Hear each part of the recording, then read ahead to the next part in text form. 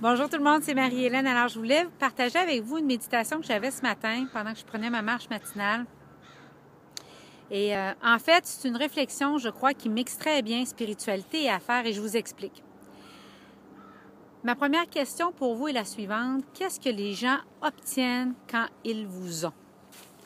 En fait, je veux vous amener à réfléchir sur bâtir votre vie pour faire en sorte que les gens vont s'ennuyer de vous quand vous ne serez pas là. Quand vous ne ferez plus partie d'une équipe, ou quand vous ne travaillerez plus avec eux, ou quand vous ne contribuerez plus à tel projet, je veux que vous mettiez dans vos habitudes de faire en sorte que les gens s'ennuient de vous. Et pour ça, la question suivante, c'est qu'est-ce que les gens ont quand vous faites partie de ces équipes-là, quand vous faites partie de ces projets-là, quand vous travaillez avec eux? Et pour moi, je sais que quand je passe une porte, quand j'arrive à quelque part, ce que les gens obtiennent, c'est de la foi, du courage, de l'audace, de la générosité. Quand je rentre à quelque part, c'est ça qui arrive. Quand je passe une porte, c'est ça qui arrive avec moi. Et donc, quand je quitte, c'est ça qui repart. Et dans votre cas, qu'est-ce qu'ils obtiennent quand vous travaillez avec eux?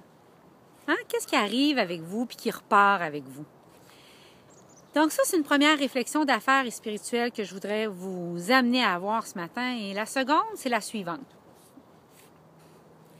En fait, si vous regardez tous les gens autour de nous, que ce soit Oprah, Anthony Robbins, pour prendre des exemples à l'étranger, que ce soit Wayne Dyer, qui nous a quittés récemment, ou encore plus proche de chez nous, si on regarde des Christine Michaud, des Rémi Tremblay, des gens qui influencent l'environnement, en fait, je veux vous amener sur un aspect spirituel de la chose. Et je vais aller loin. Puis si il y en a que ça choque, ben écoute, vous êtes libre de ne pas écouter la vidéo. Puis je n'ai pas pires amis pour ça. Mais je vais appeler Dieu Dieu et vous aurez le choix de l'appeler autrement. Pour moi, c'est juste qu'aujourd'hui, c'est le nom. Alors vous remarquerez que les gens, Dieu va vous donner le pouvoir au niveau de votre revenu et au niveau de votre influence à partir du moment où vous allez travailler relié à une mission, relié à quelque chose de plus grand que vous.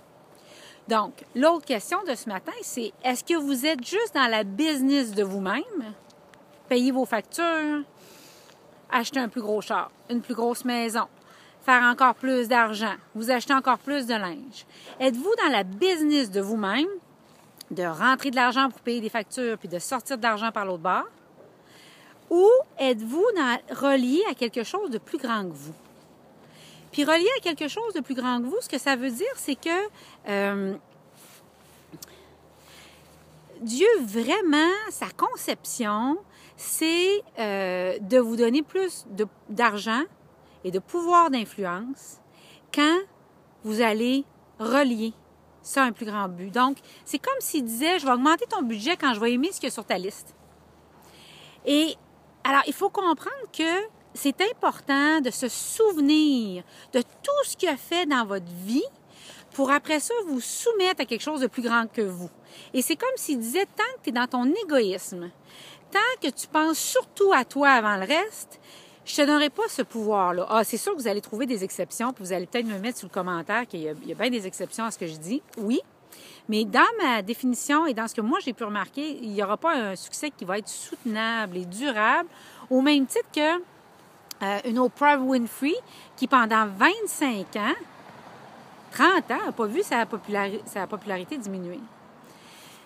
Donc, souvenez-vous les fois où vous étiez nerveuse chez le médecin, puis que vous avez senti Dieu, la vie ou la présence d'un ange qui vous a rassuré, puis vous saviez que vous passiez proche, mais le diagnostic a été bon. Souvenez-vous d'un moment où vous ne saviez pas comment vous alliez payer le loyer, puis que le chèque est arrivé. Souvenez-vous d'un moment où vous ne saviez pas si votre entreprise allait durer, puis l'entreprise a duré. Alors, Dieu va faire en sorte, je vous le dis là, quand Dieu vous accorde sa faveur, il va faire en sorte d'augmenter votre pouvoir d'influence, de faire en sorte que les gens vous aiment, il va vous faire bien paraître, il va amener des gens à vous.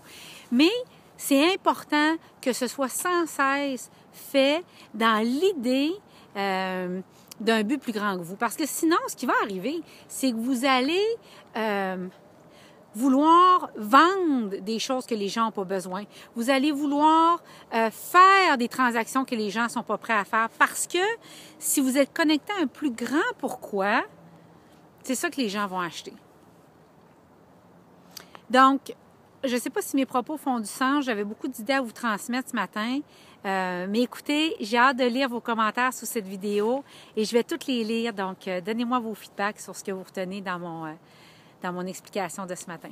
Puis souvenez-vous, quand vous avez la faveur de Dieu, il va vraiment vous faire bien paraître, même si vous n'êtes pas la personne la plus qualifiée, même si vous n'êtes pas la personne qui connaît tout dans ce dossier-là, même si vous n'êtes pas la personne pour qui on aurait dit que le succès allait s'en venir.